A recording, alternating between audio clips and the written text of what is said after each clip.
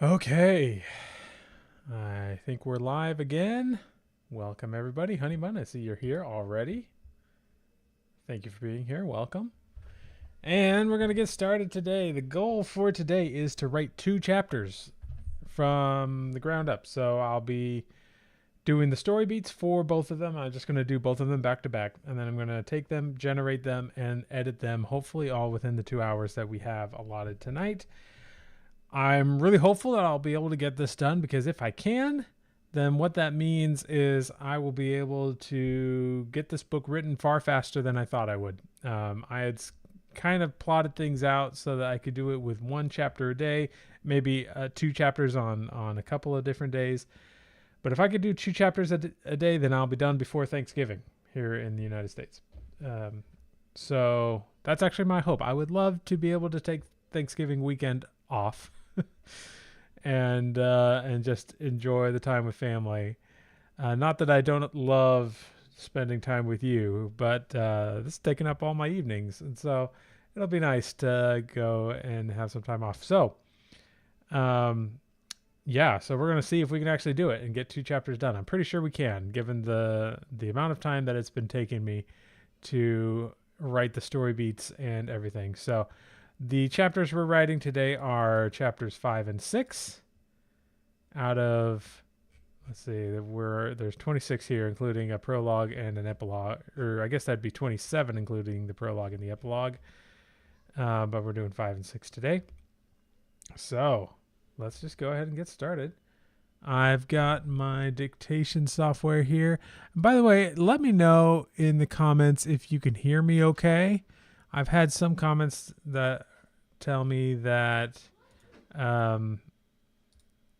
that they can't hear me so much. So yeah, let me know. But we're just going to go ahead and I'm going to turn on the dictation software and we'll start getting into chapter 5.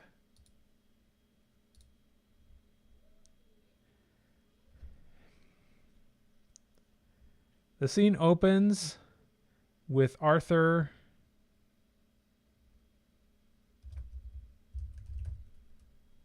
saying, open quote, absolutely not, exclamation point, close quote.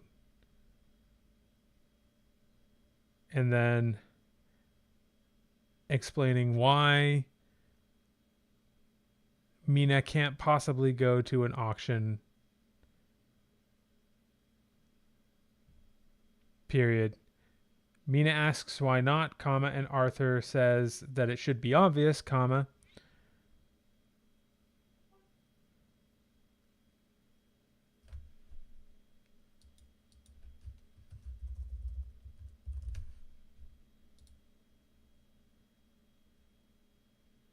Because Mina is a vampire and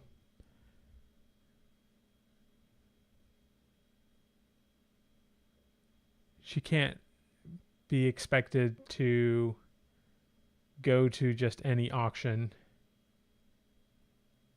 or any kind of social gathering. Period. New line. Mina retorts that being a vampire doesn't make her antisocial, comma, and asks if Arthur thinks she is just going to sink her fangs into the nearest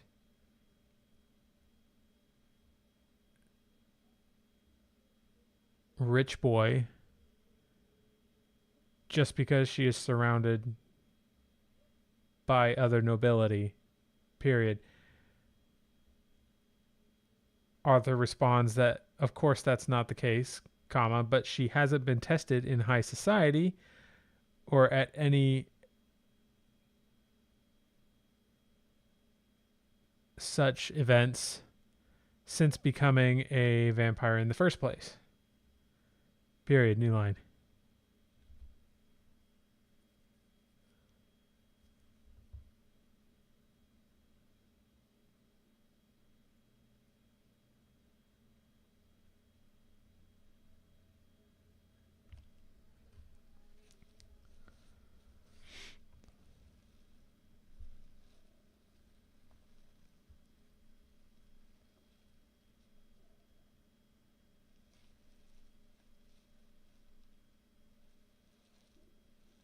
Jonathan interjects comma,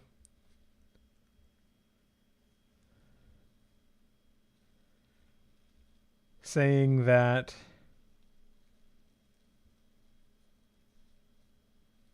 Mina's informant, comma, the child William, comma, does appear to be right about the auction, period.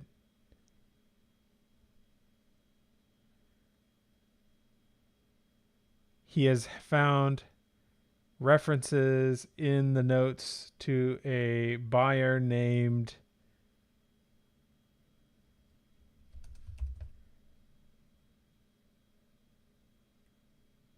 invent a British name here, close parenthesis,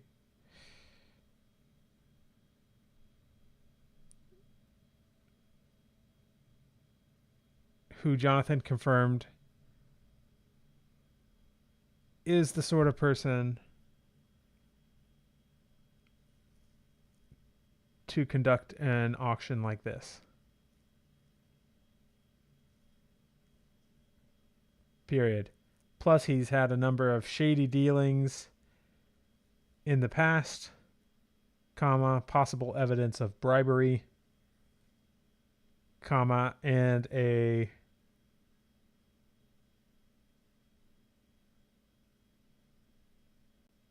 difficult to uncover paper trail.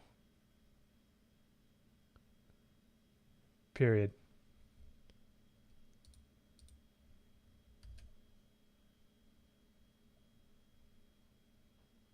Besides, comma, he says, comma,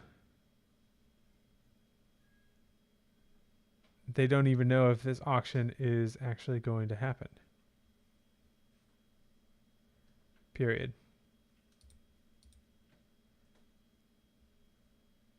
New line.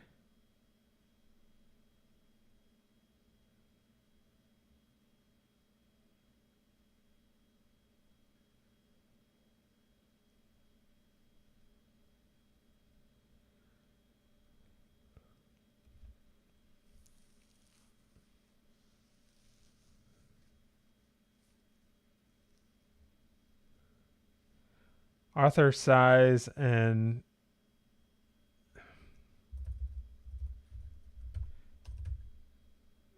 rubs his temples, comma, saying that this auction really is happening, it seems. Period. Jonathan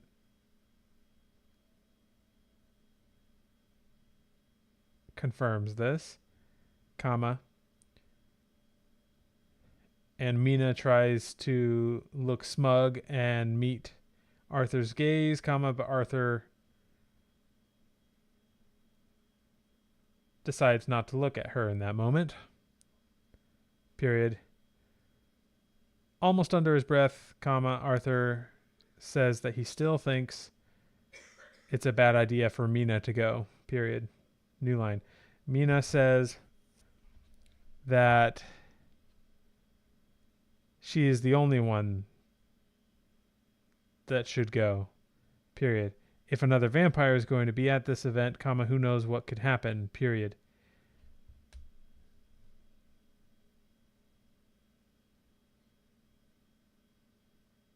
Perhaps everyone at the event will be slaughtered like the smugglers that she found on the warehouse. Period.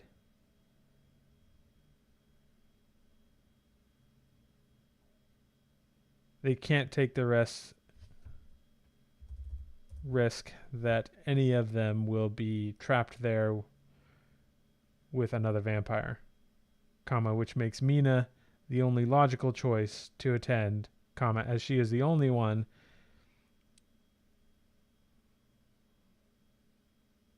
with the ability to truly protect herself. Period.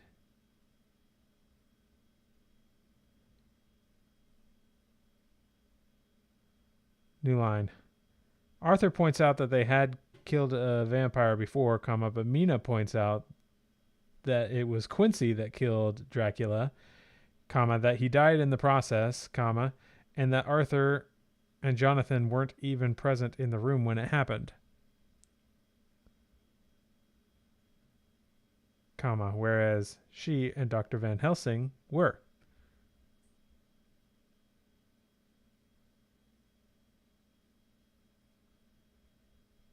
Period. New line. Everyone pauses for a moment as they all think about Dr. Van Helsing. Period.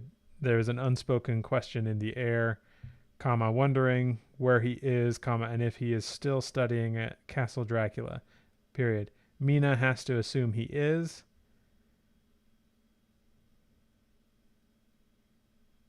Comma. And that if he had found something significant, he would have returned by now, comma, or at least sent them a letter or a telegram. Period. New line. But in all honesty, comma, she is a little bit relieved that he hasn't returned, comma, because she doesn't know how he will take it when he finds out that she is a vampire. Period.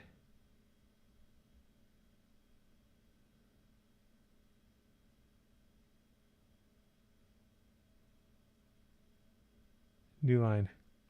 Jonathan resumes the conversation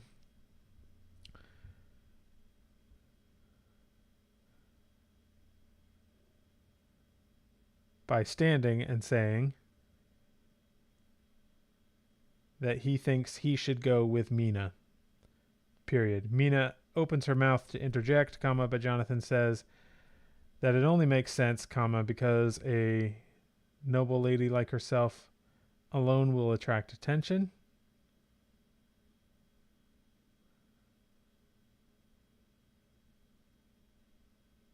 Comma, especially if any of the attendees know who Mina Harker is.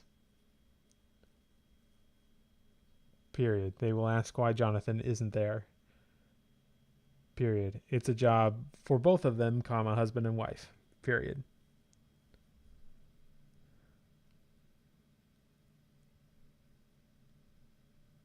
New line. Mina goes silent, comma, acknowledging that Jonathan has a point there. Comma, but she is troubled because she doesn't want Jonathan to be in any danger.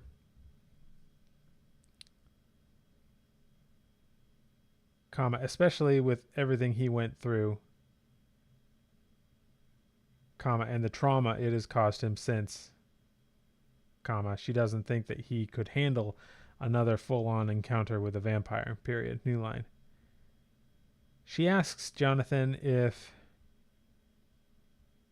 he is up for the challenge, comma, and points out that there will likely be another vampire there, comma, perhaps one of Dracula's brides.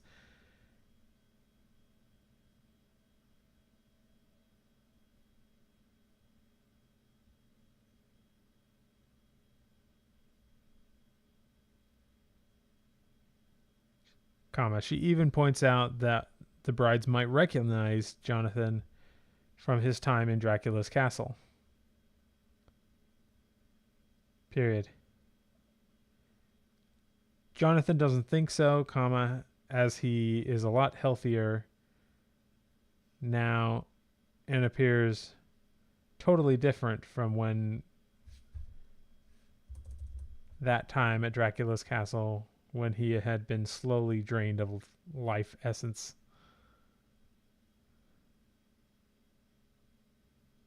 Without actually being turned into a vampire.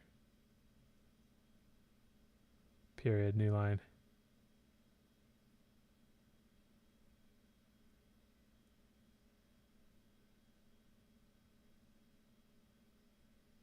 Arthur takes that moment to ask why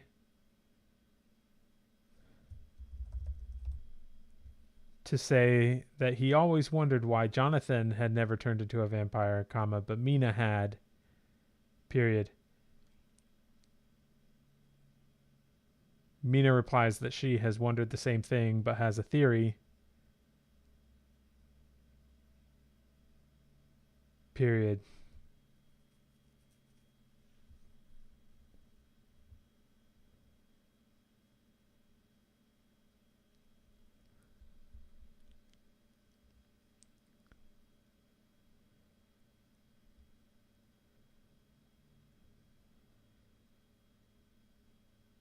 she says that when she feeds on something, comma, there is an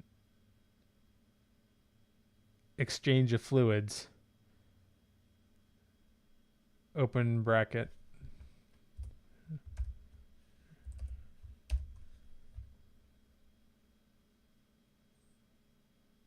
This causes Jonathan and Arthur to shift uncomfortably, close parenthesis.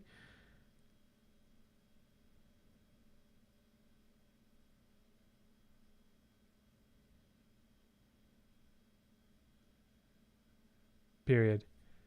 Often it is messy, comma, but it can be controlled,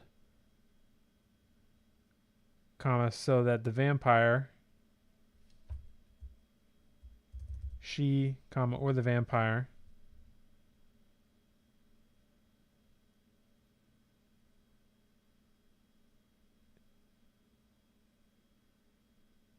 doesn't impregnate the host with any of her saliva.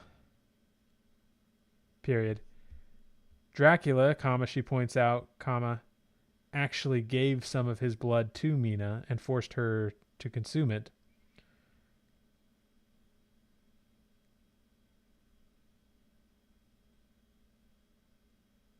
Comma, whereas with Jonathan, his goal was likely to keep him around for feeding only, comma, dragging out the process over time by not turning Jonathan into a vampire. Period. New line.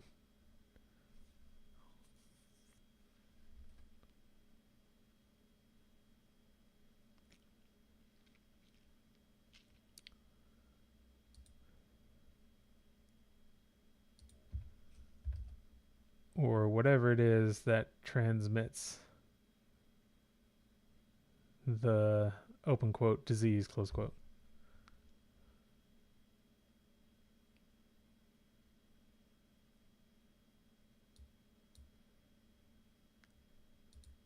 That seems to satisfy Arthur, comma, but Jonathan appears even more uncomfortable.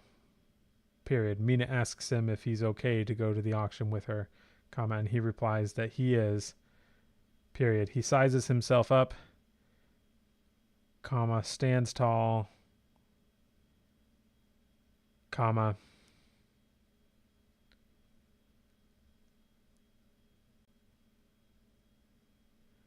and tells her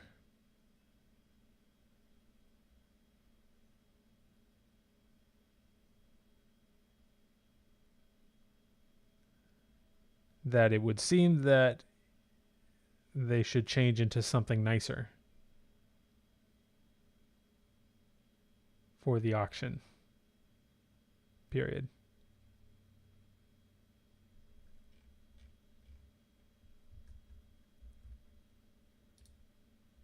All right, that should about do it for this chapter. This might be a shorter chapter. I'm going to go ahead and stick this into our chapter 5 super prompt.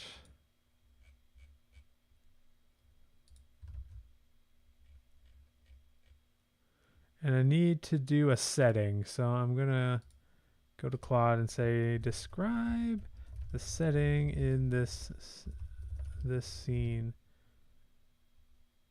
without describing the action of the scene. Just the setting.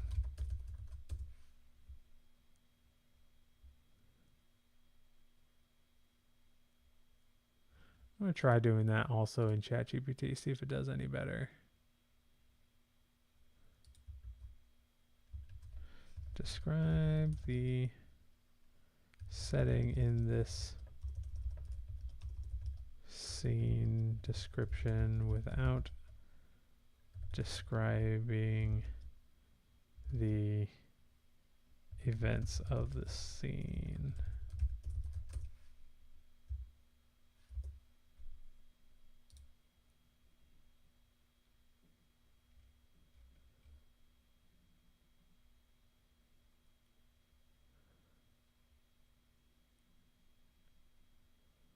Not any better.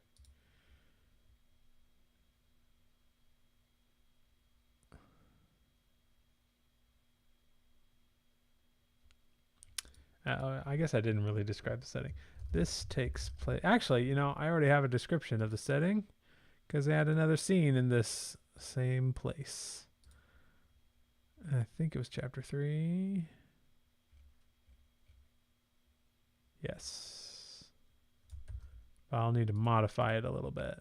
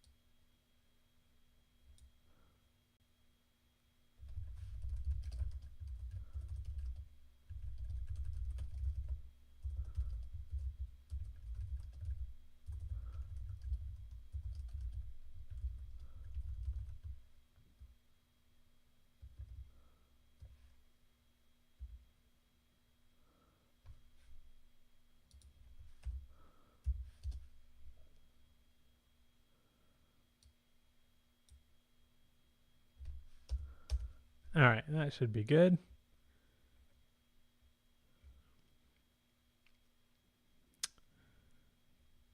Okay. Arthur Holmwood, Mina Harker, Jonathan Harker, they're all here. And the last thing I need to do is add the little bit here that says what did I say? 100 paragraphs. Start with dialogue and getting deep into Mina's point of view. And then we'll add another 100 paragraphs here.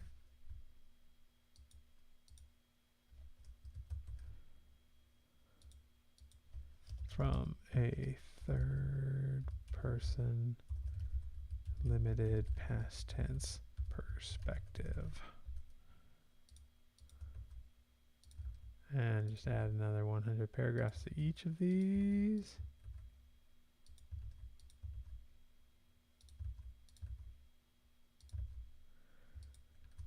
And I think that's good. And I'm going to go ahead and get this started before I dig into chapter 2. I'm going to get it started and then just like watch it for a bit to make sure it is doing what I want.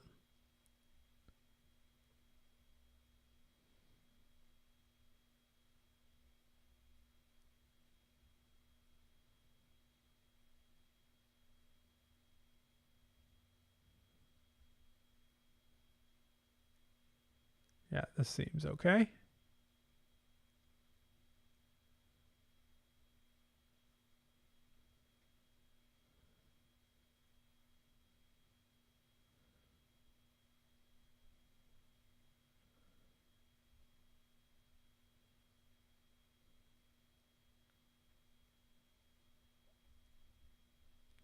Yeah, I meant chapter 6. What did I say?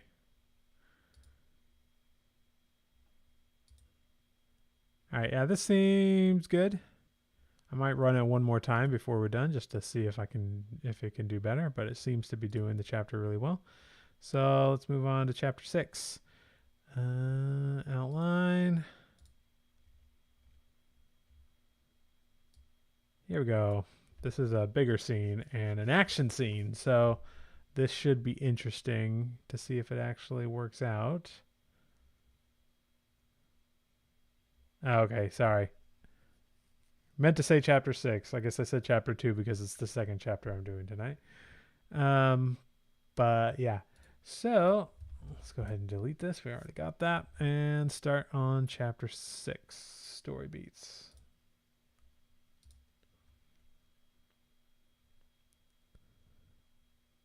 Mina and Jonathan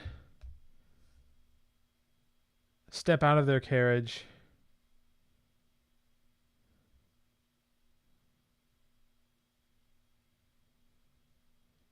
in front of a large stone building on. Hang on, I got to do a little research here. Oh, what's the name of the street? I need Google Maps.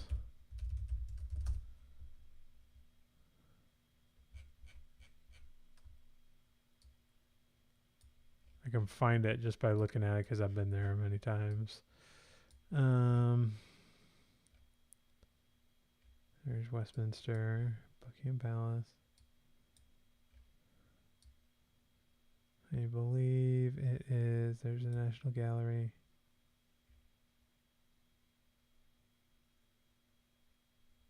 The Strand. That's it. Pretty sure that was it. Let me just look.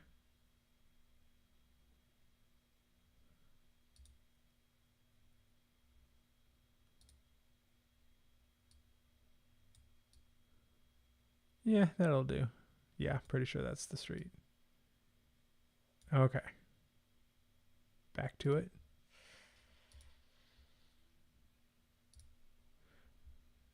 The Strand.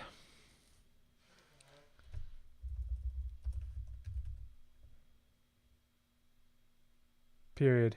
It is late at night, comma, so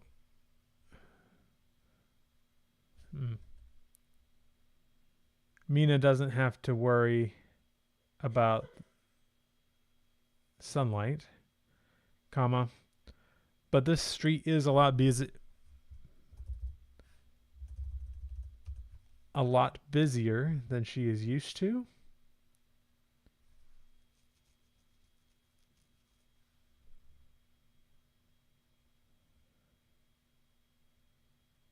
Comma.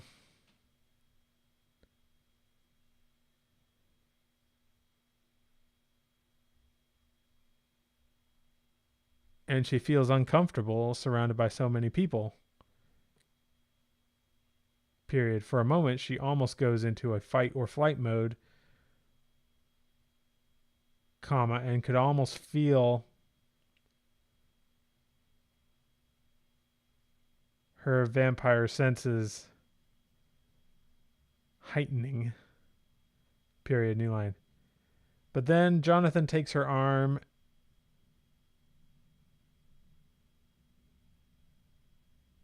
and all sense of fear vanishes. Period. It has been a long time since Jonathan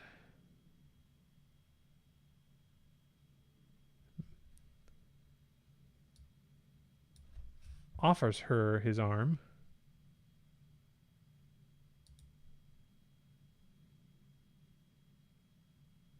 Has shown any kind of physical affection, comma, even something as small as offering her his arm.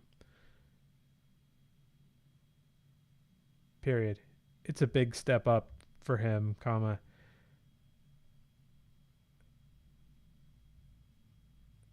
And she is almost so overwhelmed by the action that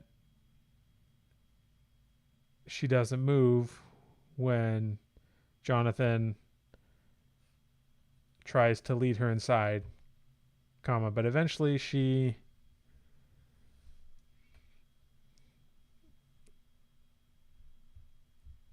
wakes out of her daze and follows him up a few steps and into a large, well illuminated hall. Period. New line.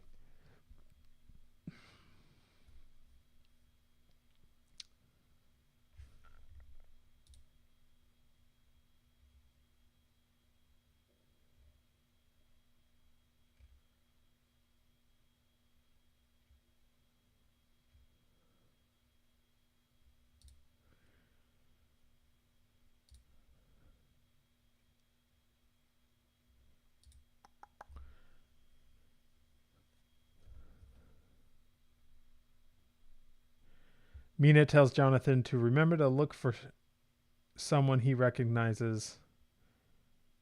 Period. He replies that he still doesn't remember enough about when he was visited by the brides to remember their faces. Period. But Mina points out that it's not all just in their faces, comma, but there is likely to be a look about her, comma, something that causes Jonathan to remember or feel uneasy. Period. It could be nothing more than a feeling, comma, which Jonathan acknowledges may be the case. Period. New line. An usher leads them into a smaller room in the back, comma, where the lights are less bright, comma, and many of the patrons are even wearing veils or have some kind of party mask to veil their identity. Period.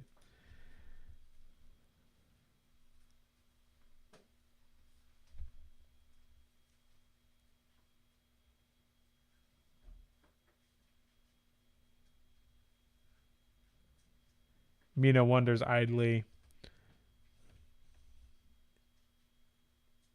just how many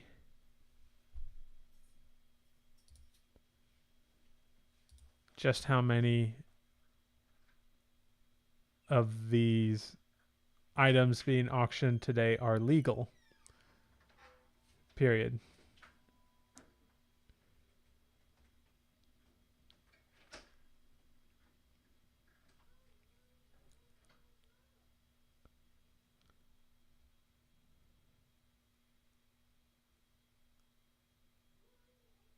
New line.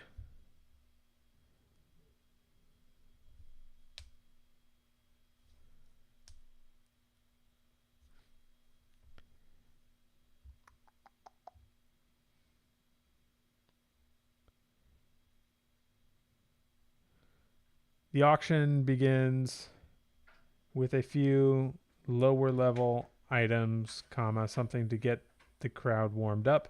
Period. Most sell for a modest sum, comma, though there are a few that surprise Mina. Period. Some of the auctioned items are not only old, comma, but they appear to have a theme, colon. Many of them are mystical in nature, comma, said to have some sort of magical power, comma, or ancient legend associated with them, comma.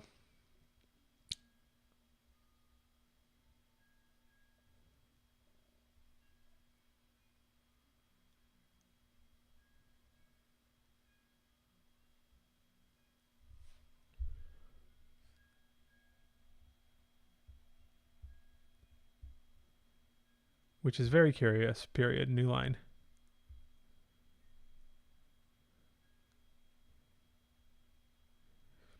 Mina takes a while. Jonathan leans over and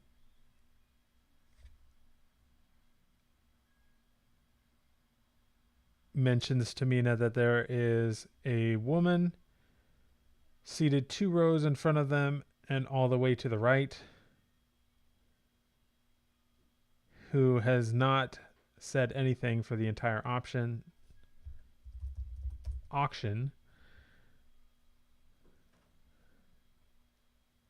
comma,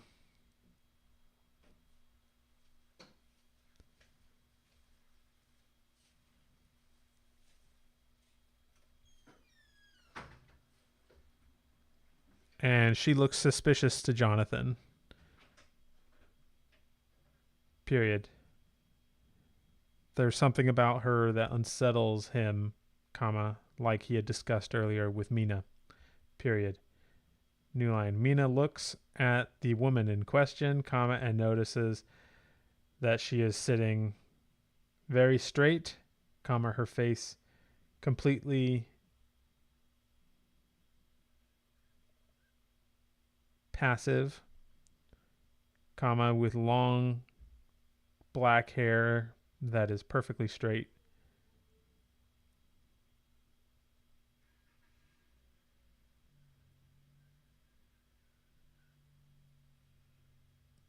But full, comma, and wearing an ornate red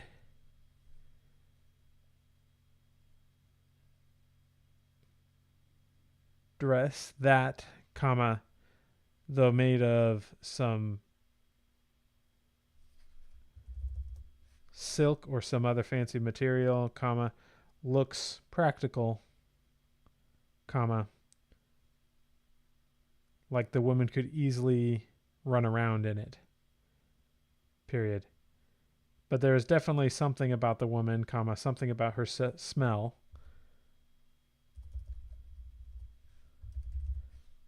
comma, that doesn't sit right with Mina, period. It's hard to tell when she's surrounded by other humans with their own smells, comma, but Mina is certain that there's something different about this woman, period. She spends the rest of the auction watching her, period, new line. However, comma, it isn't long before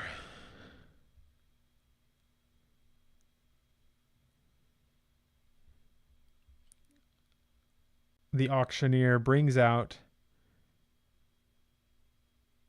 a thin silver flute, comma, which Mina notes has to be the flute that they heard about before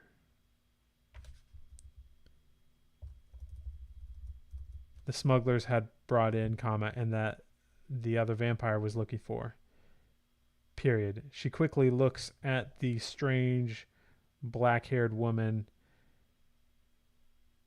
on the side and sees her standing a little straighter and preparing to hold up her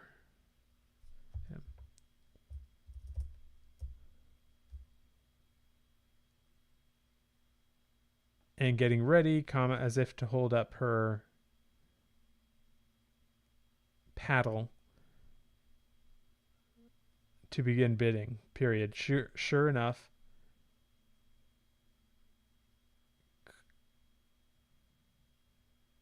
comma, once the first few bids have started, comma, the woman raises her paddle to indicate that she would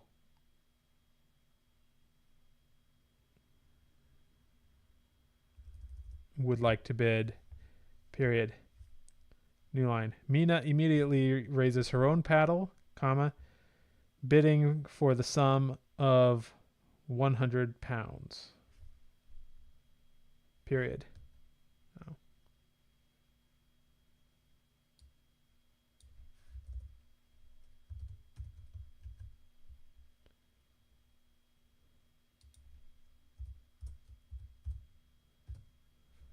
The auctioneer tells everyone in attendance that there is something special about this flute, comma, that it is said to be the exact pipe used by the Pied Piper to eliminate rats from the city, comma, but then used to murder the children of the ungrateful village that wouldn't pay him, period. Jonathan chuckles next to Mina, comma, clearly thinking that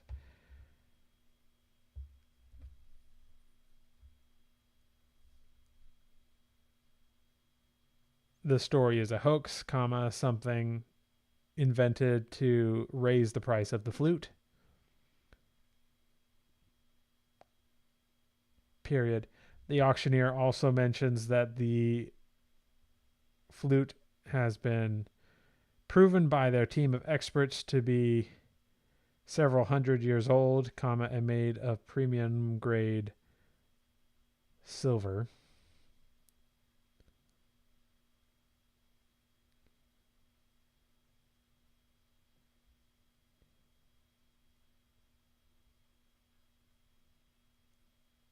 Period. He starts the bidding at £10. Period. Mysterious.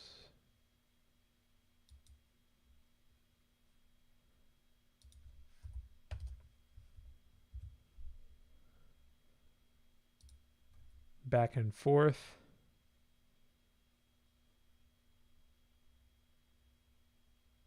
For the flute.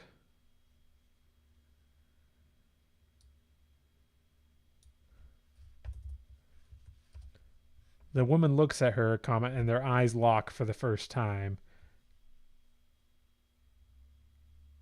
and Mina suddenly recognizes that she is in a lot of danger, period. This woman, whoever she is, has a cruel look on her face, like she knows exactly who Mina is and why she is there, period.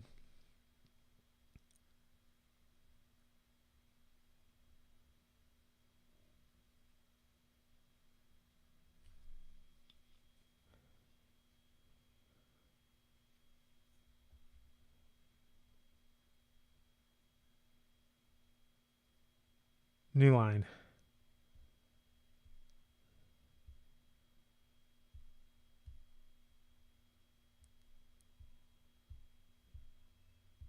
After Jonathan also sees the unspoken exchange between the two women, and tells Mina to stop bidding, that it will only cause further problems, period. Mina agrees,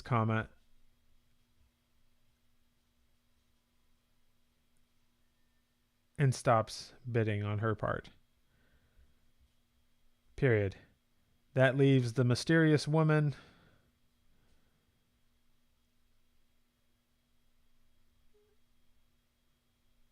as the winner of the flute auction.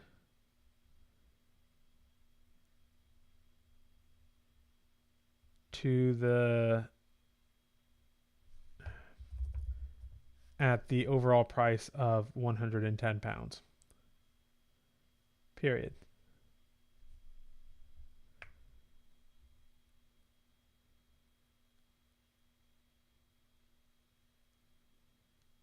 The woman stands up as she is invited back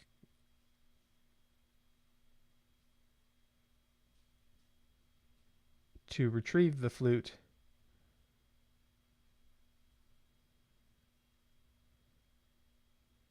Now that the bidding on the flute has ended, period. New line.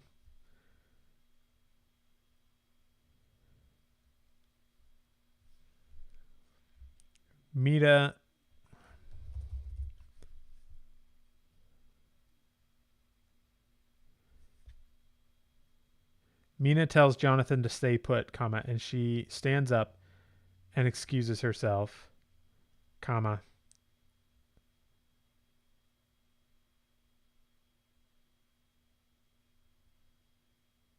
also walking to the back of the room.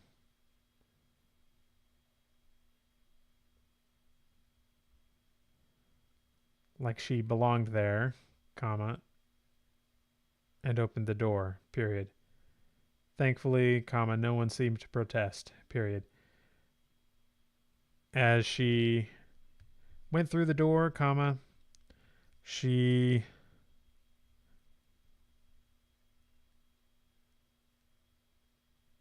came to a room where all of the items that were being bid on are kept, comma, and she spots the strange woman, comma, who is likely one of the brides of Dracula, comma, taking the flute from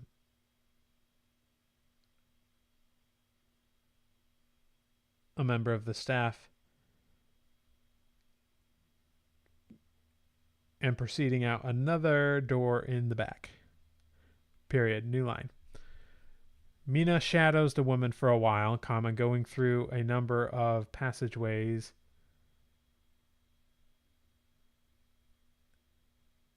comma, but staying in the building, comma, until the woman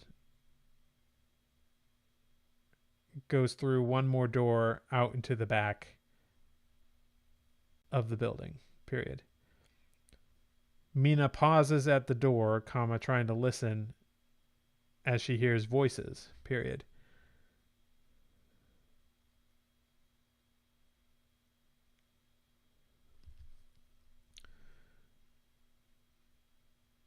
She tries to listen in, comma, but the voices are muffled, comma, but she makes out at least 3 individuals talking, comma, all of them female, period. She realizes that these must be the brides of Dracula, comma, and that all 3 are in London, period. Her mind frantically tries to think of how she can take the flute from them, comma, but at that moment, one of them barges through the door to find her eavesdropping, period. New line.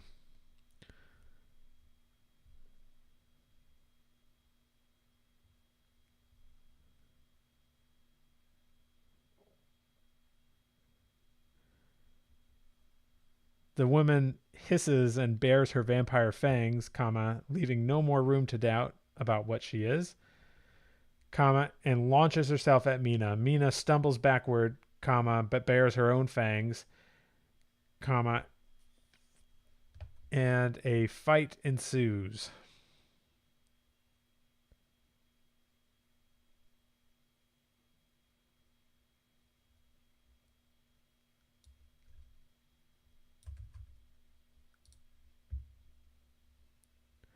I'm going to pause here for a moment to say I don't really want to choreograph this fight, so I'm going to try and see if Claude can do it. Let's open up something here and say, given the following story summary, please continue it with a blow-by-blow breakdown of the fight that ensues. Let's see what exactly happens.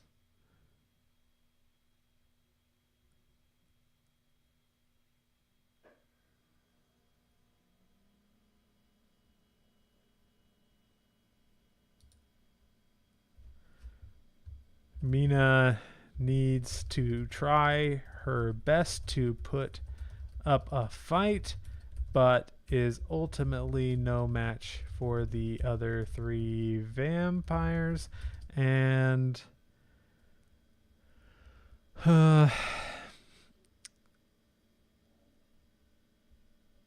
is forced to try and escape. But the entire fight and chase sequence leaves the auction house a mess, and Mina is only barely able to protect Jonathan and the other patrons from getting hurt. By the end,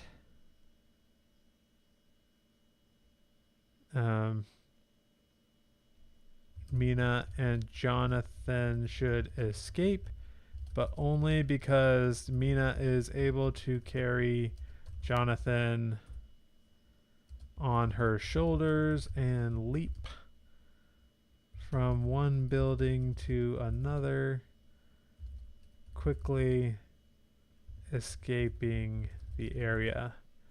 And the 3 vampires do not follow. Alright, so we'll see if it can choreograph me.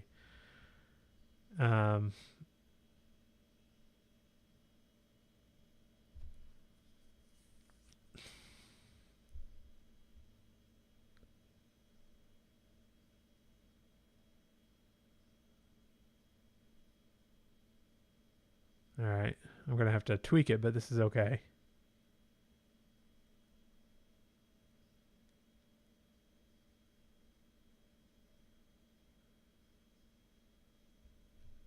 Yeah, this is okay. I'll just modify it.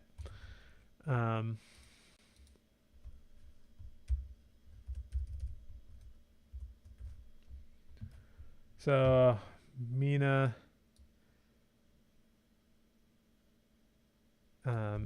is thrown through a wall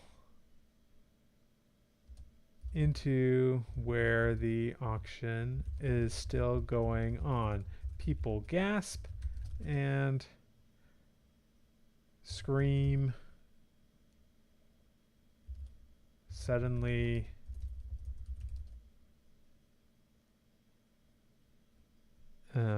heading frantically to the doors. Mina gets up and stands protectively in front of everyone as the 3 vampires approach, baring their fangs. She hisses back at them, her eyes glowing red with fury. A dull red. The largest vampire charges at Mina first, claws outstretched. Mina ducks and dodges her blows, landing a solid kick to her chest. That sends her stumbling back. The other 2 vampires flank Mina, slashing at her with their talons. They don't have talons.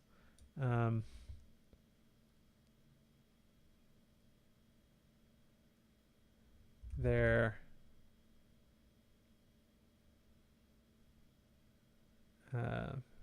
fingers, which she is just realizing were sharpened to fine points. She blocks and parries their attack, but they're too fast, raking her arms and legs.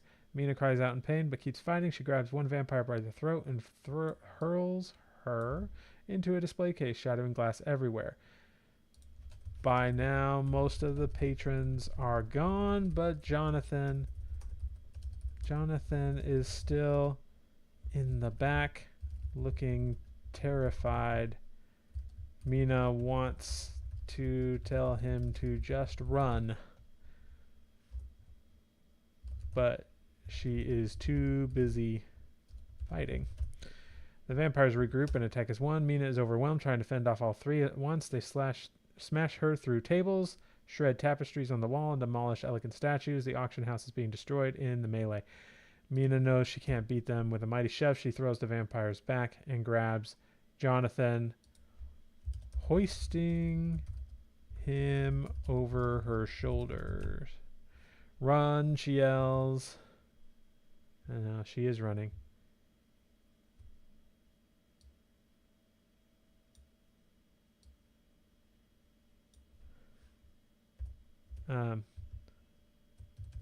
Then she leaps through a stained glass window, through just a glass window.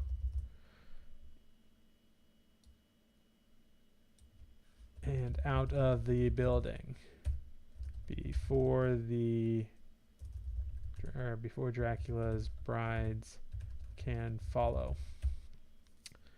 Outside, Mina runs faster than humanly possible, Jonathan clinging to her neck and shoulders. The vampires follow, bounding across rooftops in pursuit. Mina parks and leaps straight up the Mina stops and leaps straight up the side of a building, then springs off it to another rooftop, gaining distance. With one final massive leap, Mina and Jonathan fly over several blocks. Ooh, that's too much.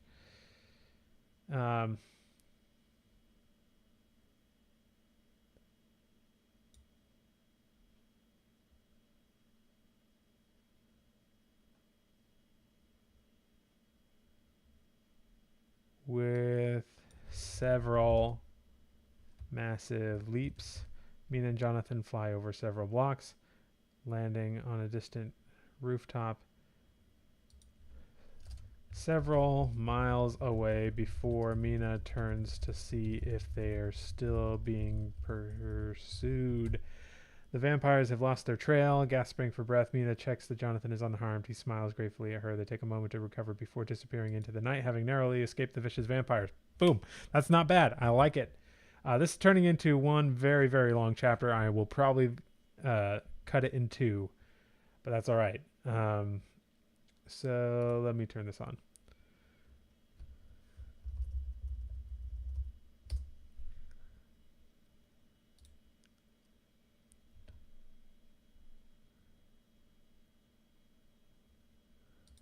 Eventually, they make their way home, stumbling through the door, and Arthur asks them to Dr. Seward's study.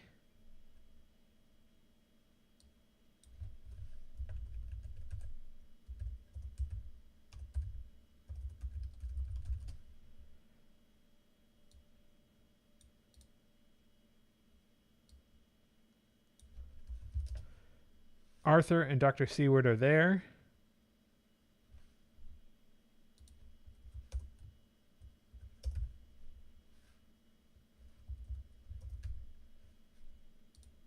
And Arthur immediately asks them what happened, seeing their disheveled state. Period. Mina and Jonathan take turns telling them exactly what happened. Period. New line. When they are done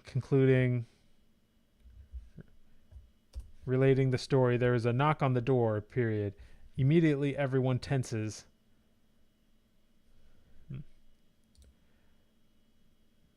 Arthur asks if maybe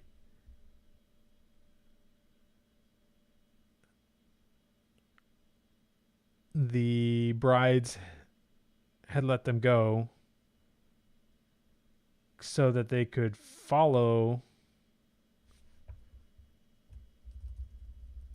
brides could follow them to their home. Period.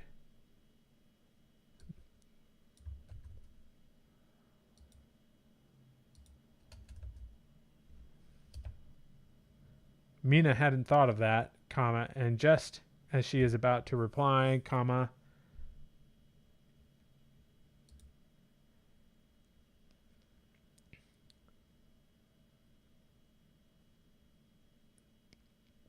and Mina gets into a defensive position. Period. She goes to the door, waving everyone to get back. Period. New line.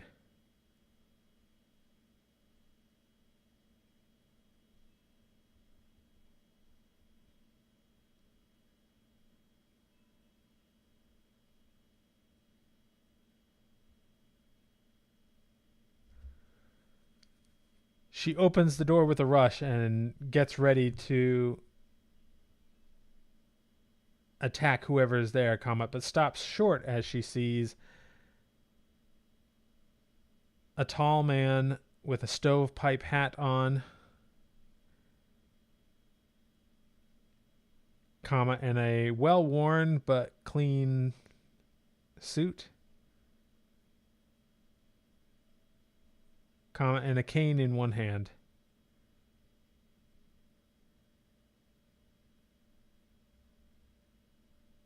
Period. The last line of dialogue for the chapter comes from the man, who says, open quote,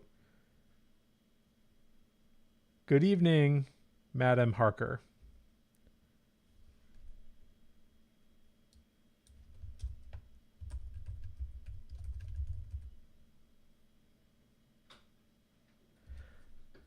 I believe you and I have a matter that we should discuss. Period. My name is Sherlock Holmes. Period. Close quote.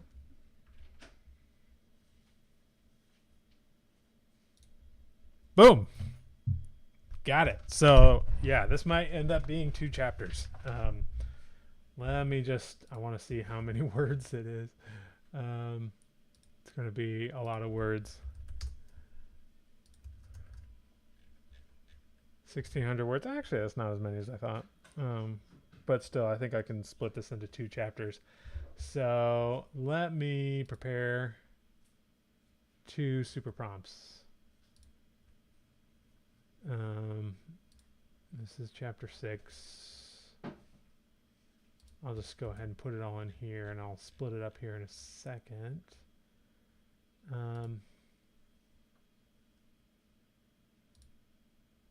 also going to come here and say, describe the setting of the first of the auction house in this scene.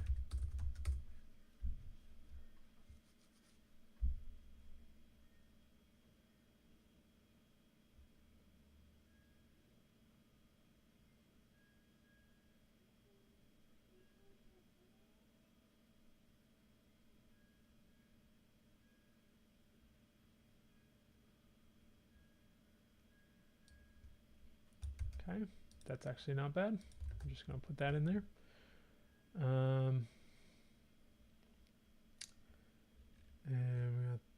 let me just go ahead and add a little bit here. 100 paragraphs. Start immediately into Mina's deep point of view. And this will be 100 paragraphs. And I'm just going to continue this down the line. And then I will create another prompt and basically copy this entire prompt into there.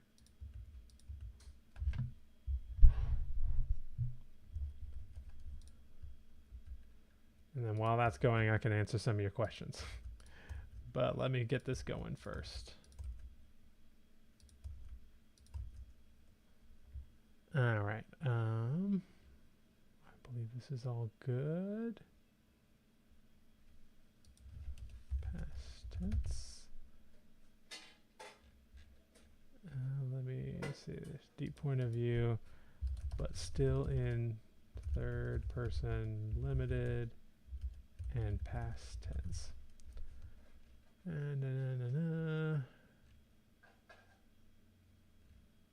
we got Mina. Yeah, Mina, Arthur, and Jonathan are all in the scene. Okay, I think this is good. I'm going to add a chapter here. I'll bring this up. We'll call it Chapter 7, Super Prompt.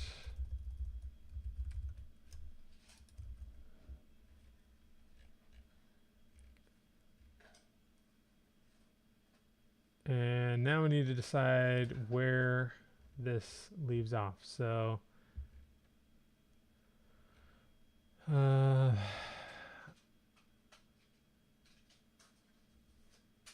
auctioneer tells anyone.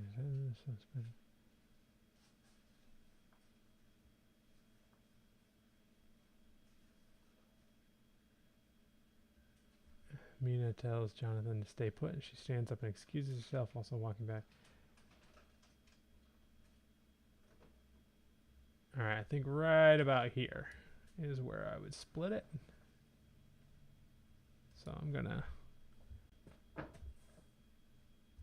yeah, I could just hit back on that because I've already copied it.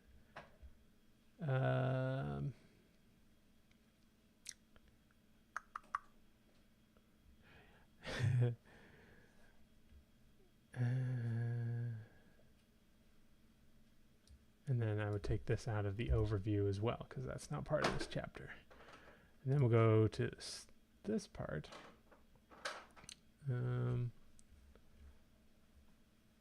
Oh, and another thing I can remove out of the chapter 6 super prompt is the character of Arthur, because he's not in that half of the scene.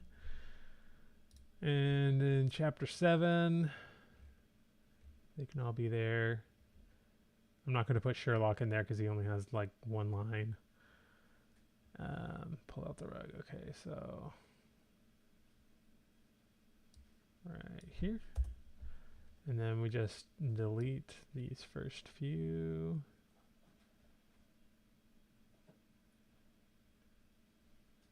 Right here. So I'm just going to add a little bit on the end of this one. Get immediately into Mina's deep point of view.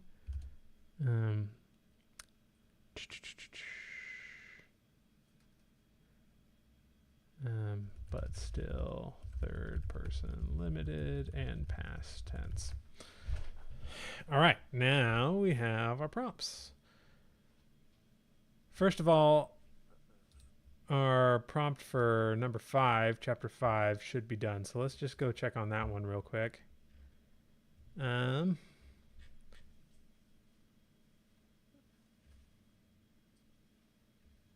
of this is extra.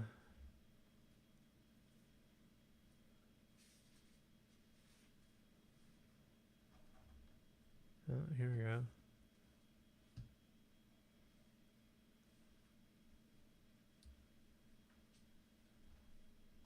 This doesn't look like enough. Yeah, 770 words, no.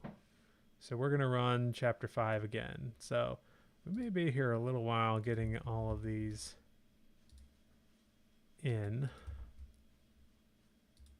That's fine.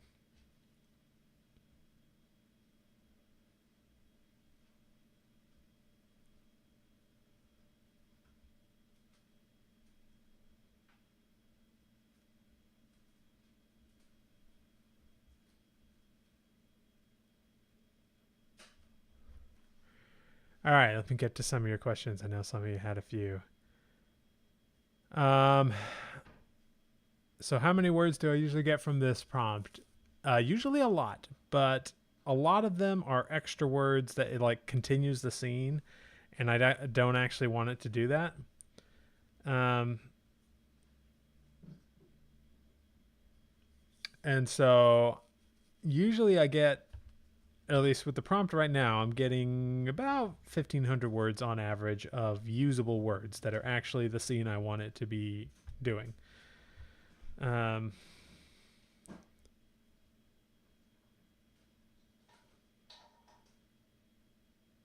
not sure this is any better.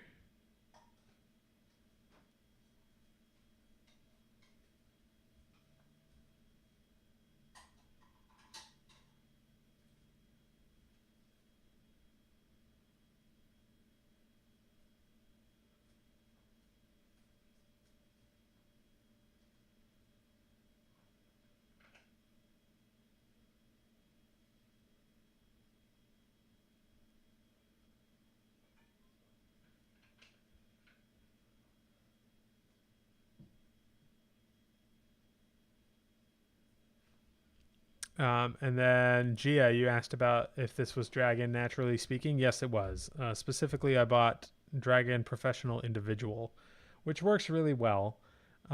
These days, hang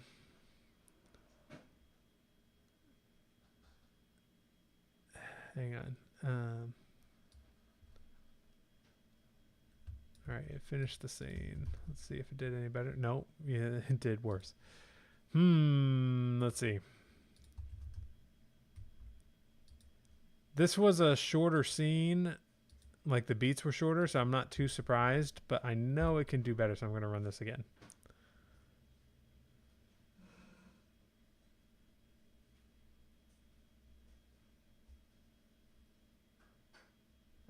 That's not what I want. Why is it that every night, what was working for me the night before doesn't work as well?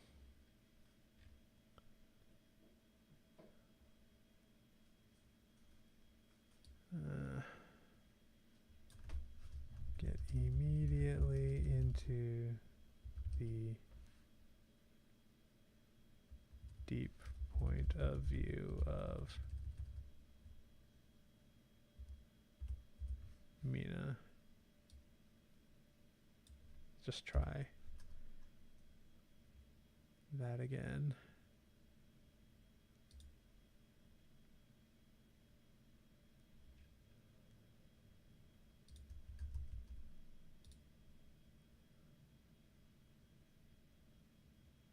There's something that happens, like I can see it usually within a few paragraphs of like, oh, it's got there. It got into the deep point of view. And I know it's going to do better when it does that. All right. Other questions here. Yeah, Mina's one tough chick. Yes, she is. I usually like to write that kind of female protagonist. Honey Bun. So I actually just watched the 2004 Van Helsing movie. Oh boy, like I watched it as research kind of for this whole project because it's a similar idea but just very different. Um, very very different execution from what the way I'm doing it. But I think there's a good nugget of something in there, but poor execution. But kind of fun in a sort of cult classic kind of way. Um, all right, let's see if this did any better.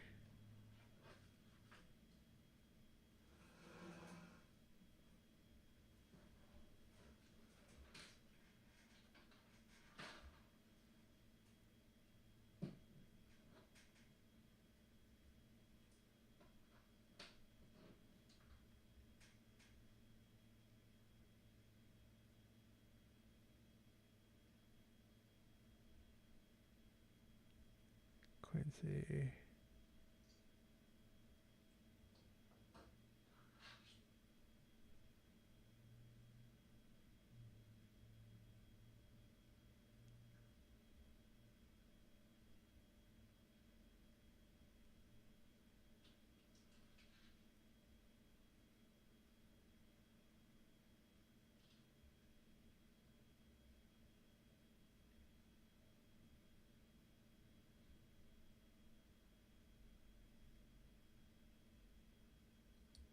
Right about here. That's better, 1,400 words. So that's going to be my winner for chapter 5. Chapter 5 winner. And we're going to stick it here in chapter 5.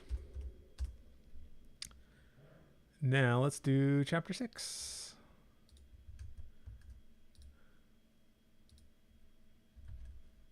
Paste and go.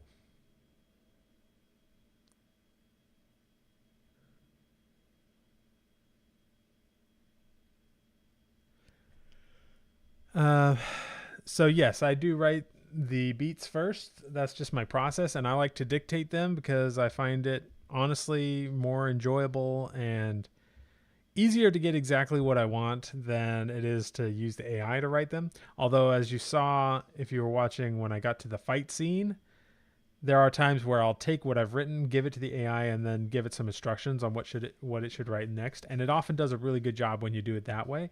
So it's just kind of continuing the work that you've already done. That works great. And so anytime that comes to a scene like a fight scene where I'm just like, I don't really want to choreograph this whole thing right now, I will often do that, and it works out really well. So yeah, things like that can be great. And yes, Gia, AI is definitely not effortless. It's certainly more productive, and like I don't want to say easier than writing, but I might say easier than writing because writing the traditional way is not an easy thing to do. Let's just be frank. So there's a reason so many authors just like burn out or hit writer's block. Like it's just a thing that happens, that it's sort of accepted when I don't think it should be. Especially now that we have this. All right. Though this is definitely not.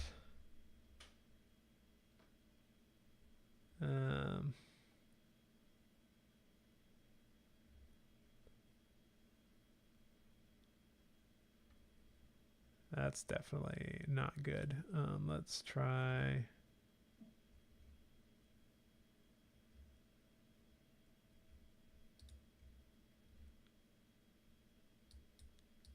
Let me try numbering these beats. I forgot to do that.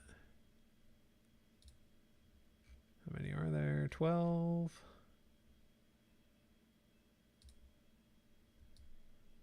Just going to tweak the prompt just a tad.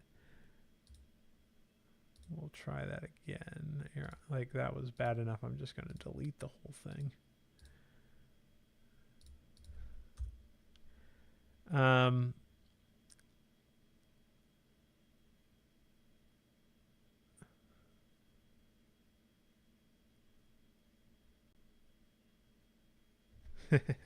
It is a tool to use. And it only gives you the illusion of talking back because it's just imitating human behavior. But I mean, people are talking about how a true AGI is probably, not too far out. I'm of the opinion that a true AGI, which stands for Artificial General Intelligence, which is basically an AI that can think entirely like a human. I still think it's a ways out. Maybe like less than 10 years, but still a ways out. That's my opinion, because it's still kind of like just imitating humans. And I still feel like there's a couple of leaps that have to happen before it's able to act entirely like a human and think like a human. But we'll see. We'll see. I could be totally wrong. This seems a little better than the last one.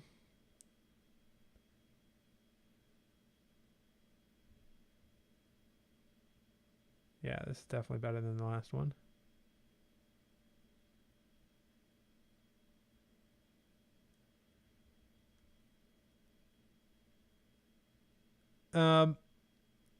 So what prompt do I usually use if I feel there's a scene that may need more details? I've done that before. I would give it to a couple of paragraphs and say, I don't necessarily have an exact prompt for it, but something along the lines of, please expand this scene, getting deeper into the point of view of this character and showing more description or something like that. That's really all you need to do.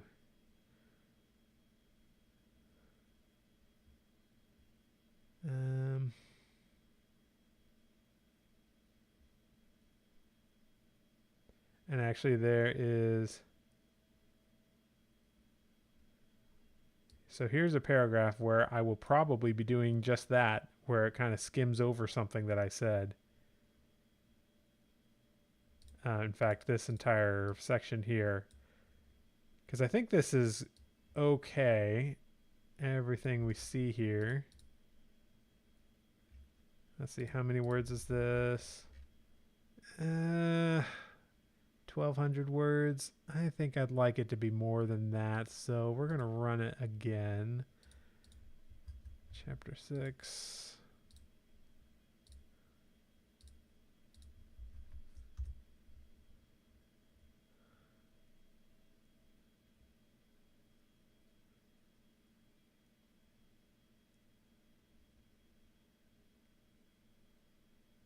Yeah, this doesn't feel right.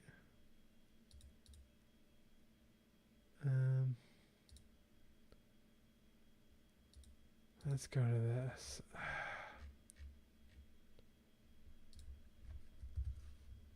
And get deep into Mina's point of view.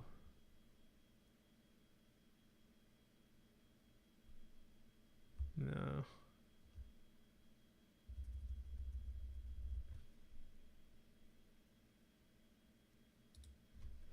Using deep point of view.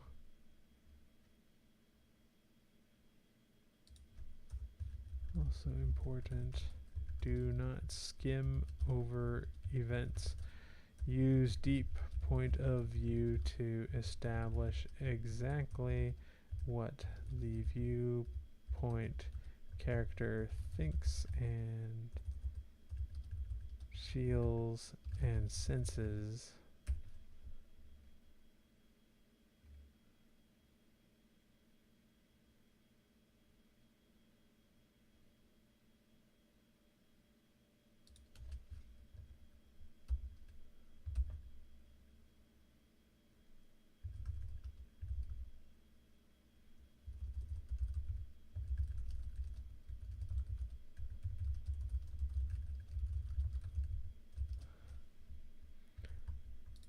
So just kind of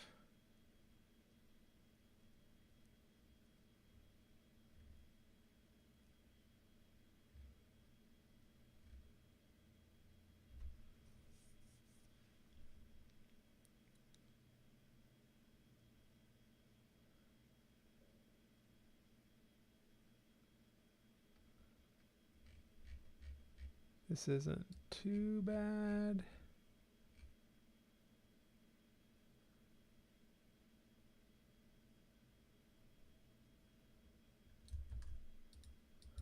But kind of the same as what we had before. Okay, that one might be okay, but I'm going to run it one more time. So that's a maybe. This one was a no, so I'll delete it. Run it again.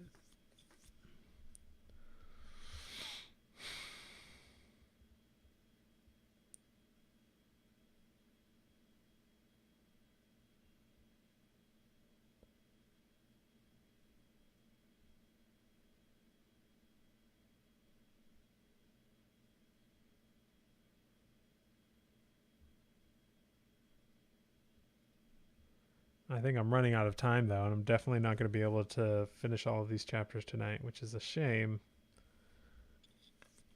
Part of that is because I'm doing, it actually became 3 chapters, so I'll get started on it and we'll see how far we can get in the next half an hour.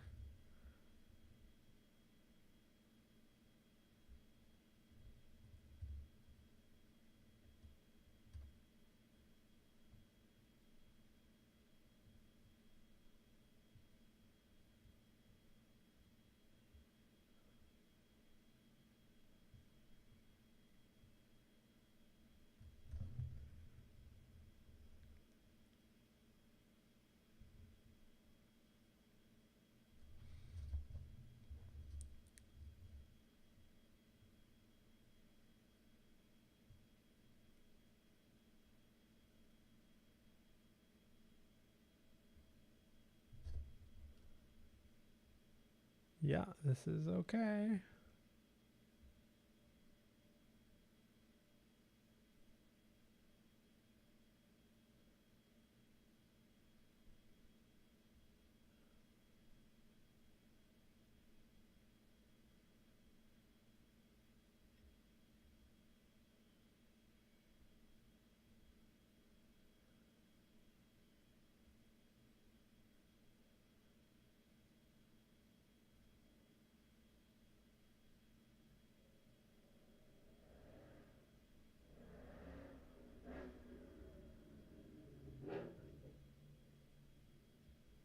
It's kind of weird here. It sort of went off the rails a little bit. I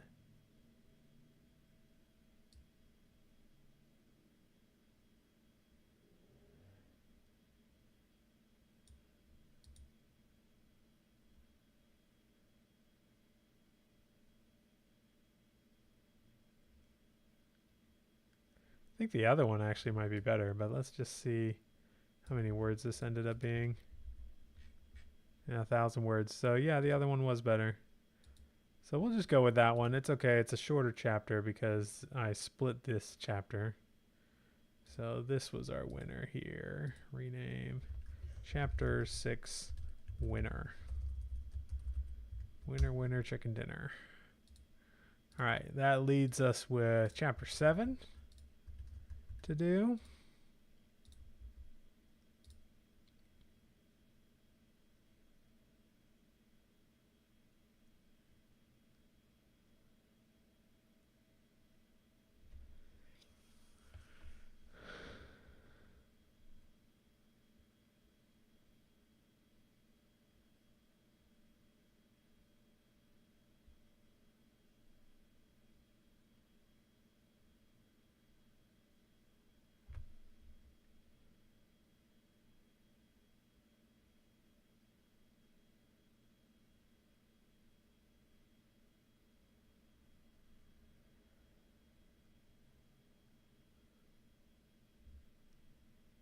Looks like it's kind of skimming over things, so let's try to get it into that show and not tell.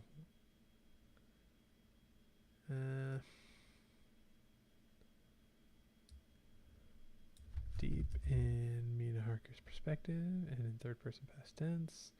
Include lots of realistic dialogue. Deep point of view and show more than tell. What did I put in the other? Well, no. Let's make all of these numbered like that.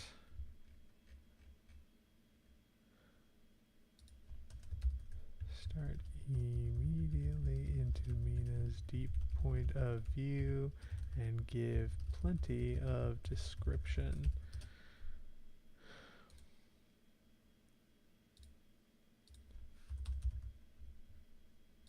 Let's try that.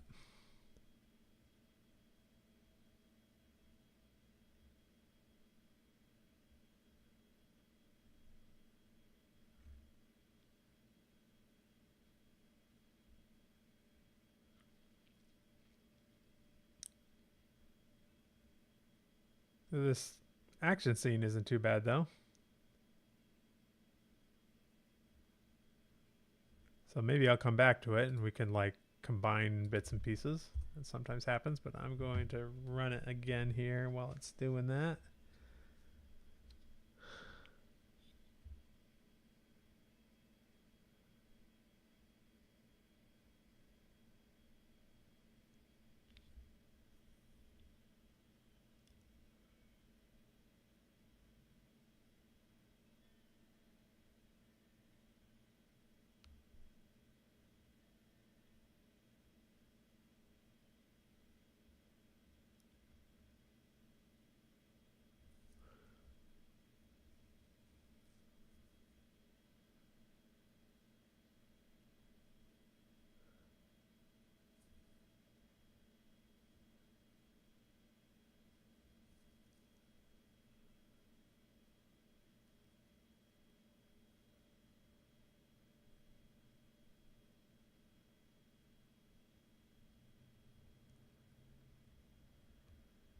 Yeah, this is better.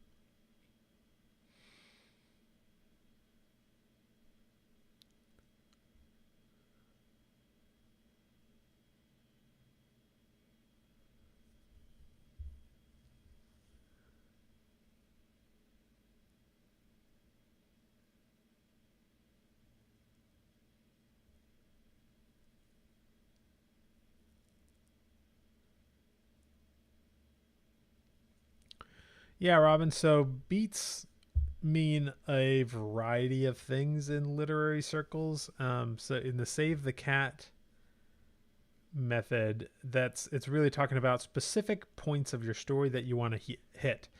But a beat can also just mean like a single action that happens, or yeah, something like that. So I use it to mean like a single action or small event that happens in the story. That's why I get really detailed with my beats. But it's just meaning like she goes over there, and then she goes over there and does this, and it's like that's also a beat. But it's kind of used both ways interchangeably. Um,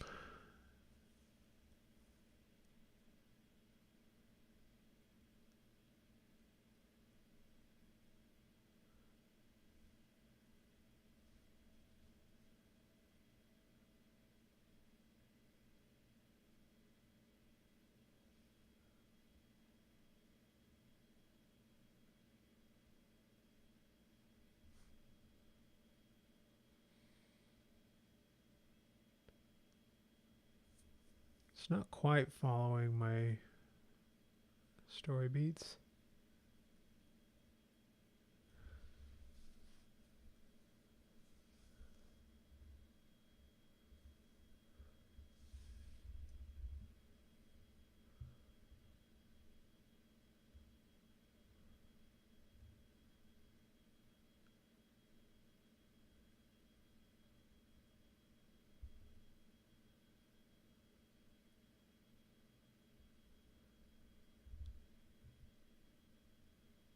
Yeah, it's like added an extra person in here.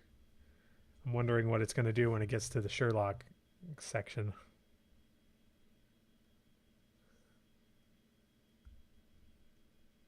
Well, I got them back. That's all right.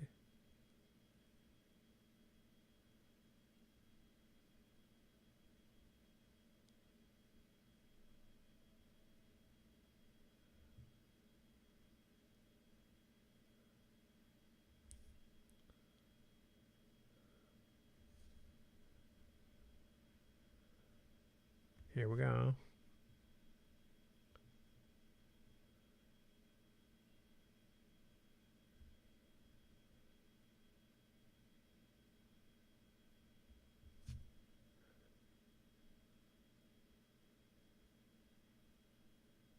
Yeah. Perfect ending. Perfect. All right. It does help. This is a little tip. It does help to give it the last line. And I should probably be doing that more often because the last lines are important anyway, and it's something that I think the human should have more say on, because it's just important because you want to get the reader to turn the page. So yeah, so that whole thing, it's long for one thing. Let's see how many words this is.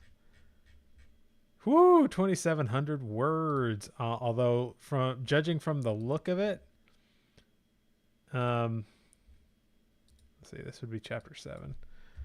Judging from the look of it, I think there are going to be large sections I'm going to just remove when I get to it. But that's a full chapter right there. Let's go.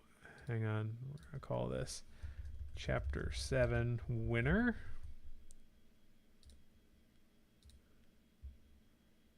And let's go to chapter 6 winner. And grab that, stick it in here.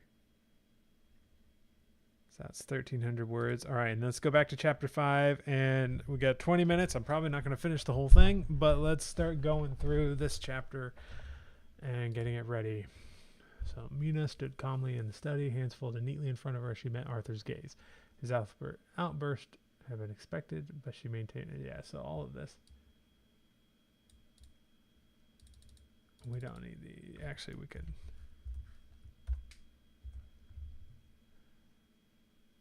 Creased into a severe frown. You cannot possibly attend an auction, Mina. Not in your condition.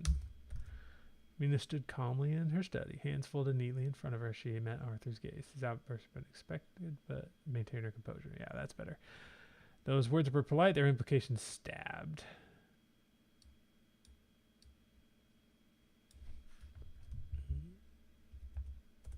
Only allowing her icy eyes to narrow fractionally. And why not, she said, keeping her voice level. The melodic tones betrayed nothing of the turmoil rolling within. We don't need that. Arthur looked affronted that she would even ask such a thing. He glanced between Mina and Jonathan, bushy brows rising in exasperation. Surely I don't need to explain why a newly turned vampire cannot simply go waltzing into high society events. Mina pressed her lips into a thin line. She had expected resistance, but Arthur's words pricked her at her ego. She expected resistance from Arthur, but this was starting to get ridiculous. Did he think her so feral? So lacking in control? She may be a creature of the night now, but she had not lost her wits.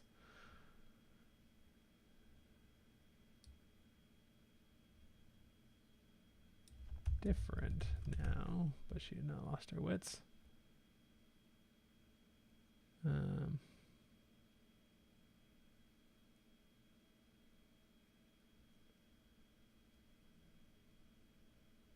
Being a vampire does not make me antisocial, she responded crisply, nor does it mean I will sink my fangs into the nearest blue blood just because I'm surrounded by other nobility. Arthur held up his hands in a placating gesture. Of course not. She would not be patronized.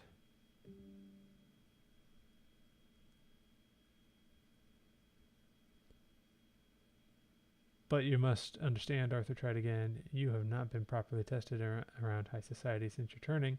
We cannot know how you will react in such company. Mina bit back a sharp retort. As much as his words insulted her, she could not deny their truth. She could not deny that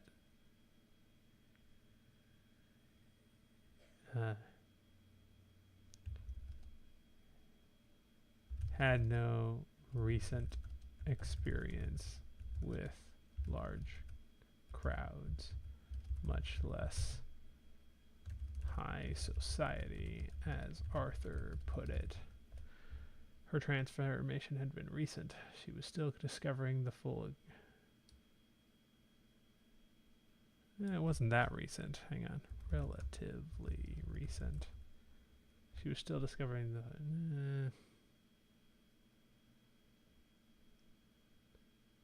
we'll just get rid of that part. A high-class social event could prove unexpectedly challenging. Still, she refused to back down.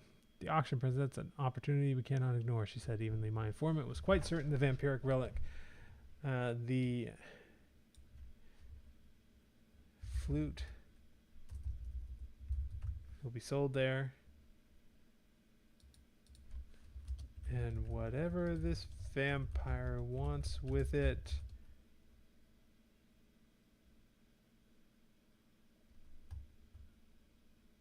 we want the opposite. We must act. Arthur's gaze softened, but his jaw remained set. About that, how can you trust this informant of yours, this street urchin? What proof do you have such an auction even exists? Before Mina could respond, Jonathan spoke up from his armchair by the fireplace.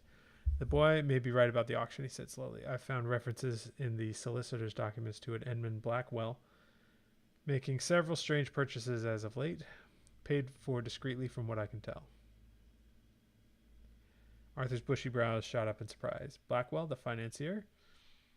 Jonathan, I think Blackwell is maybe too common of a name, but I'll go with it. He has something of a checkered past. Whispers of bribery, shady business partners, deliberately obscured money trails, precisely the sort of fellow to deal in occult artifacts. Mina felt a swell of pride in her husband's diligence. His investigative skills had proven useful. After all, even if his demeanor had grown more subdued...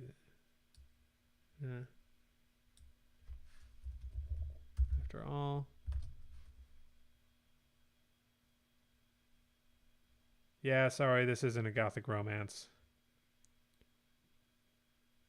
I would need to take some time to really study romance, if I'm being honest, because I don't think I'd be very good at it. I mean, I have romantic elements in a lot of my books, but I don't think that's why people read them. And he even seemed a little more upbeat than usual, perhaps because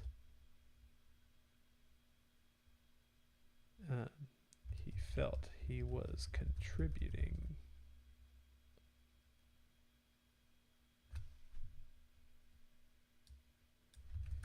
She always valued him, but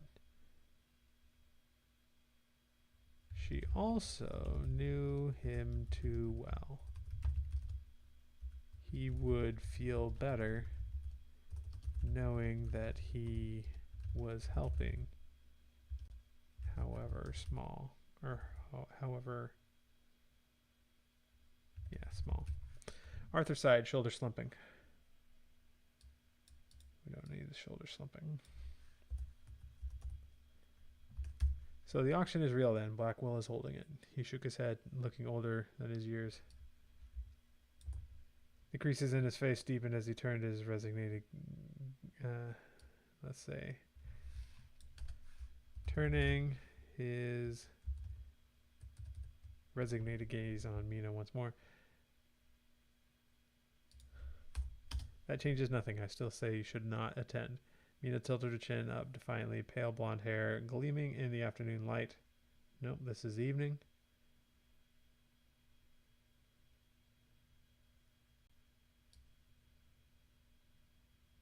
We can just remove that.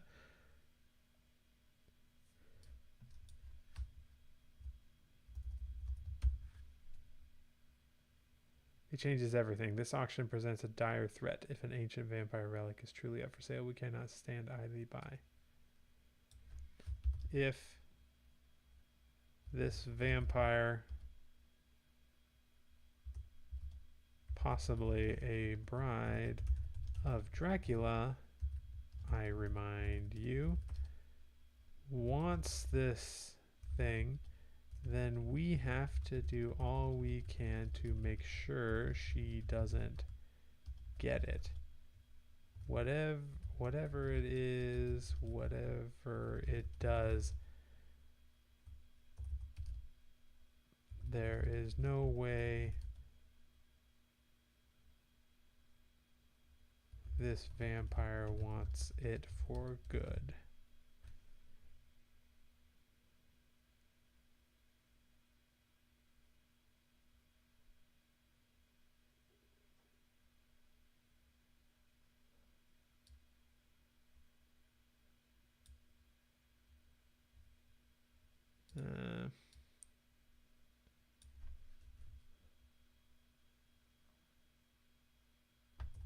She began to pace as she spoke, thinking harder.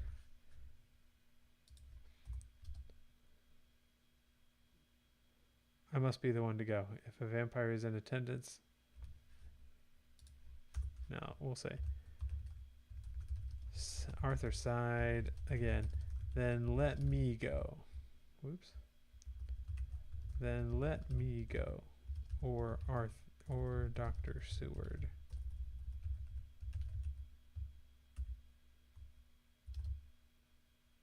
You're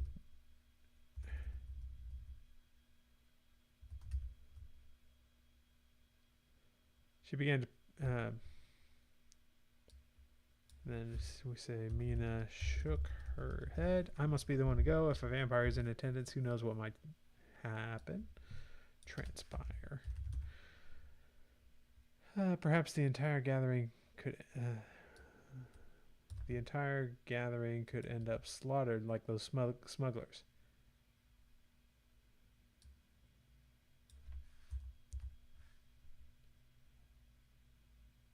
She stopped. She faced Arthur directly, her piercing gaze holding a preternatural intensity.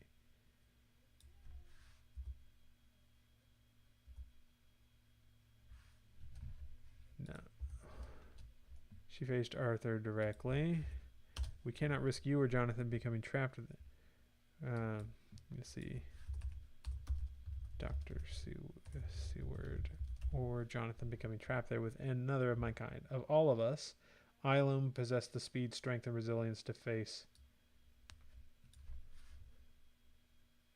another vampire. She spoke matter-of-factly with the calm certainty of one stating simple truth. Arthur's shoulders tensed, his expression growing flinty.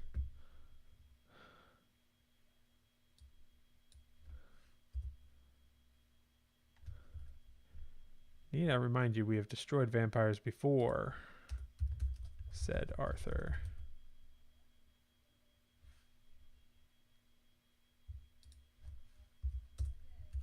Quincy killed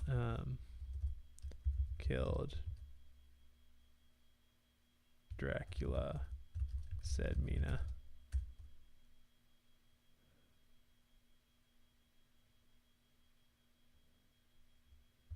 And you and Jonathan weren't even in the room. Oh no, wait, Arthur was there. I forgot.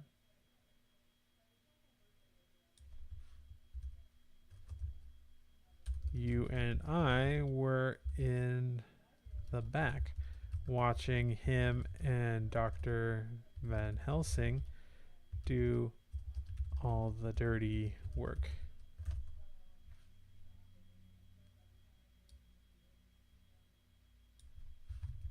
Were holding me back.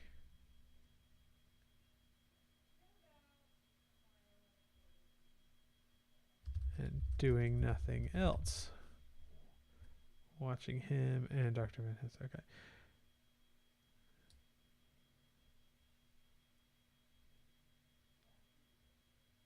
Okay. Arthur's square jaw tightened. Don't need square. Jaw tightened while Jonathan suddenly became very interested in straightening a crease in his pant leg.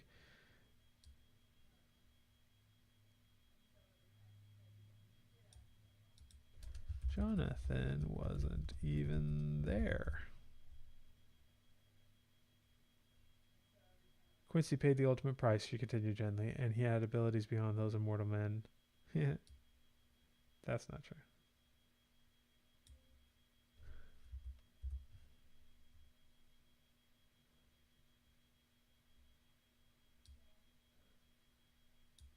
This part feels different. It's requiring a lot more editing.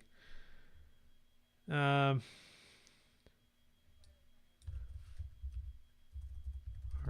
admitted wearily, but I urge you to exercise caution, Mina. But please. Exercise caution, Mina. We have already lost too many. We have lost too much to these creatures.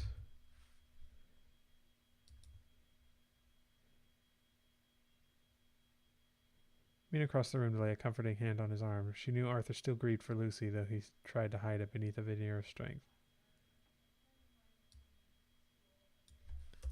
I don't think I mentioned Lucy. That's cool. Or maybe it's in his character profile.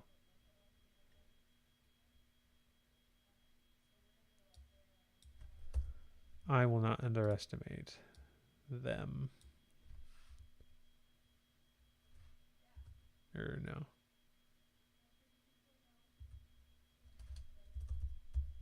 She said.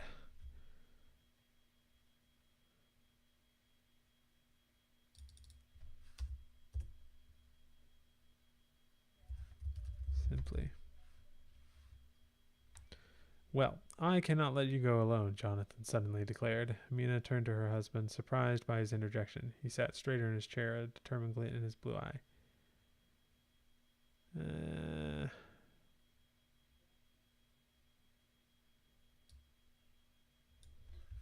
He stood.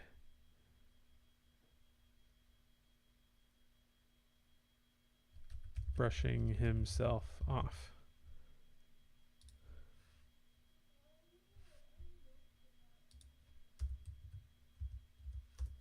A lady of your standing attending unaccompanied would attract undue attention, he explained. The other guests will wonder at my absence. No.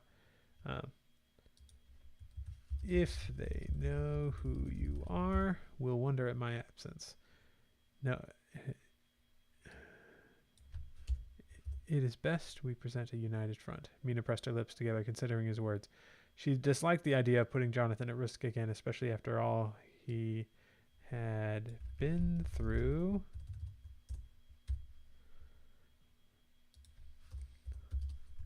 But she could not deny the logic in what he said. An unescorted woman would stand out, vampire or not. People would talk. Gossip could undermine their efforts.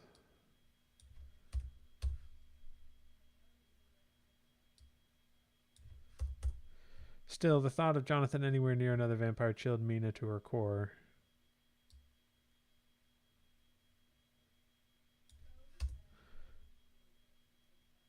He had barely survived Castle Dracula with his sanity intact. She feared this time he might not be so lucky. Or we'll say, what if this time he was not so lucky? Are you certain you are up for this? She asked gently. There may be another of my kind there, perhaps even one of Dracula's own brides.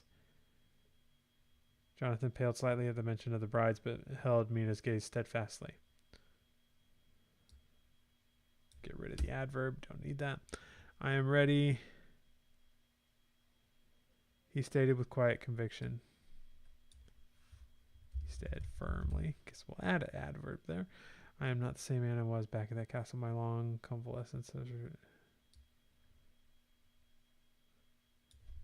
I'm healthier.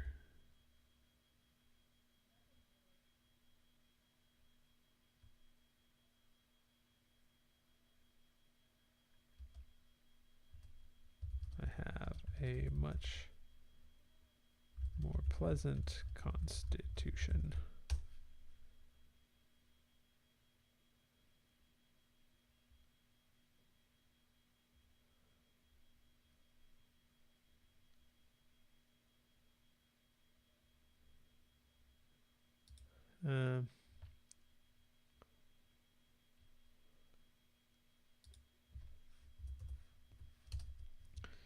What if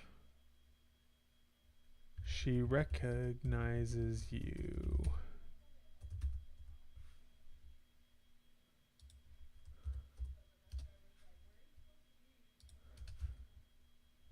Back at Castle Dracula, I was practically a shell of myself by the time I met those horrid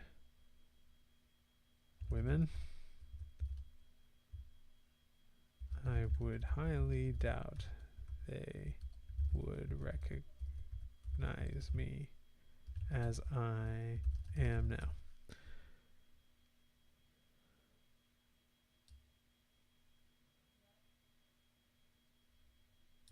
He took a confident step forward,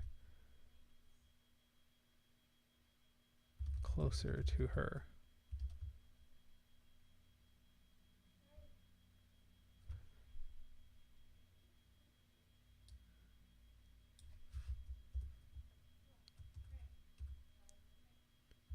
And she almost stepped forward to embrace him. With his neat blonde hair and fastidiously groomed mustache, he got a decidedly different figure from the haggard prisoner Mina had. He was right in thinking he looked different. There was more meat on his bones now than ever before, and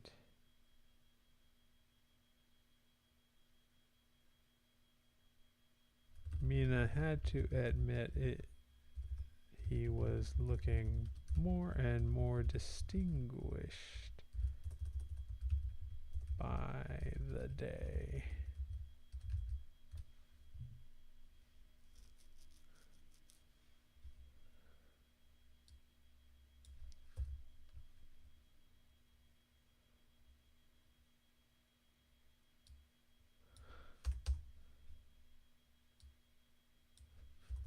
She nodded and gave him a small smile. Together then,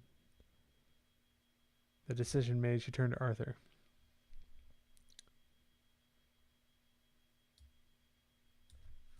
Both of them turned to look at Arthur.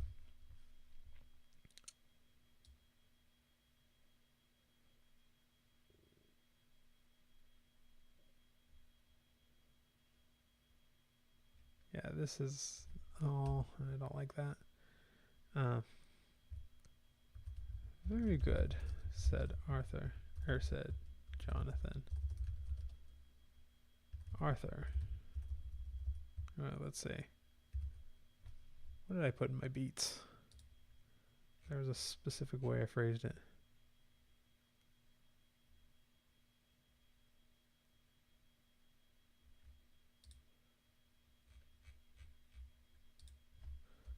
Arthur, I'm assuming this auction is happening soon. Why don't you see if any of your contacts can uncover the time for us, and in the meantime, he turned to look at Mina. I think the two of us need to find some better attire.